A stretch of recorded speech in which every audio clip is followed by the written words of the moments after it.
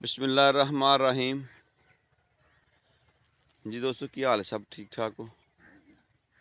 अल्लाह ताला सब नूं खुश रखे जी। चलो दोस्तों, अज असी काफ़ी दिनों तो बाद वीडियो बनान गए हाँ।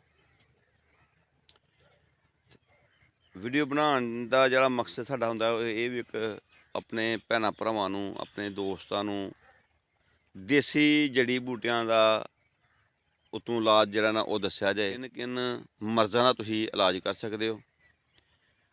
अज इस तो पहलां असां तुहानूं पुटखंडा, उस तो बाद जिहड़ा ना मकोह्, और उस तो इलावा होर भी जिहड़ियां ना मुख्तलिफ जड़ी बूटियां दे मुतलक असी दस्सिया सी।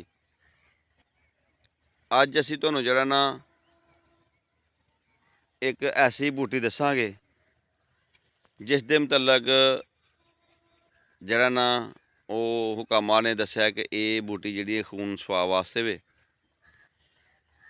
इस टाइम असी पिंडू बाहर खड़े हाँ। शटाले की फसल तुहानूं नज़र आ रही है, विच कोरियन सरों है जिहड़ी जानवरां नूं पाई जाती है।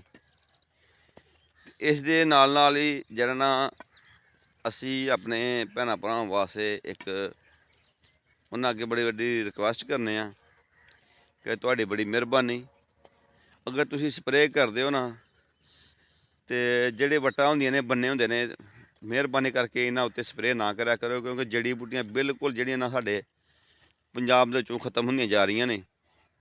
एक वक्त वो सी कि जदों हिंद पाकिस्तान इकट्ठा सी ते हर किस्म की जड़ी बूटी जिहड़ी ना वो डेग दे पानी नाल, जां उदों स्प्रेवां दा इन्ना रवाज नहीं सी कि स्प्रेवां कीतियां जान, ते बड़ी जड़ी बूटी मिल जाती सी हर किस्म की।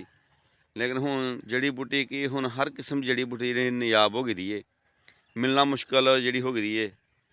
ते आओ तुहानूं अज्ज असीं दोस्तों ए देखो तुसीं जी, ए बूटी है पापड़ा, ए फुल्ल ने पेदे, ए वेखो ए बिल्कुल ए बूटा जिहड़ा ना गाजर दे पत्तियां दी मशाबत हुंदा है, जियां गाजर दे पत्ते हुंदे ना, इस तरीके नाल पापड़ा हुंदा है।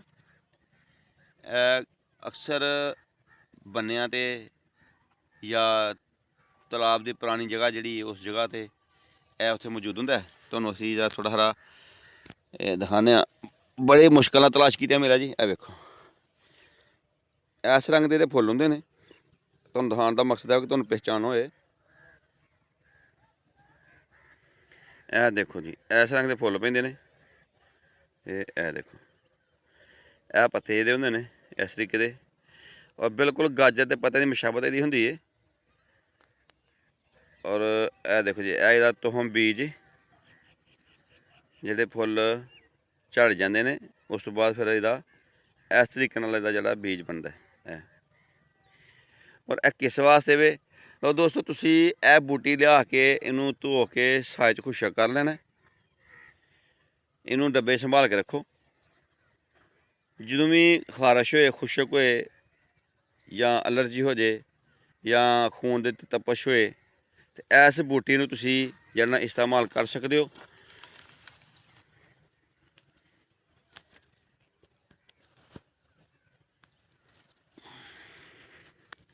ए देखो जी,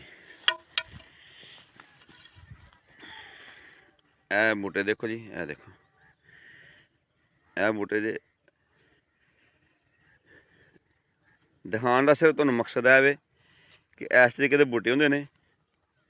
अजकल जिहड़ा बहुत ज़्यादा बूटी हुंदी है, लेकिन इन्हां नूं तुसें करना कि जिन्नी भी ज़्यादा लिया के तुसीं खुशक करके अपने घरां च रखो, डब्बे पा के।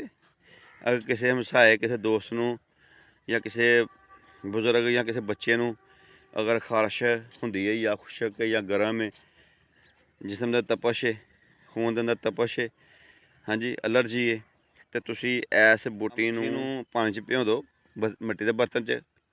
उस बाद तुसीं इनू रगड़ो, रगड़ के अच्छे तरीके नाल इहदा पानी कड्ढो, पून के 1 कप पानी जिहड़ा नहार मुंह जड़ना।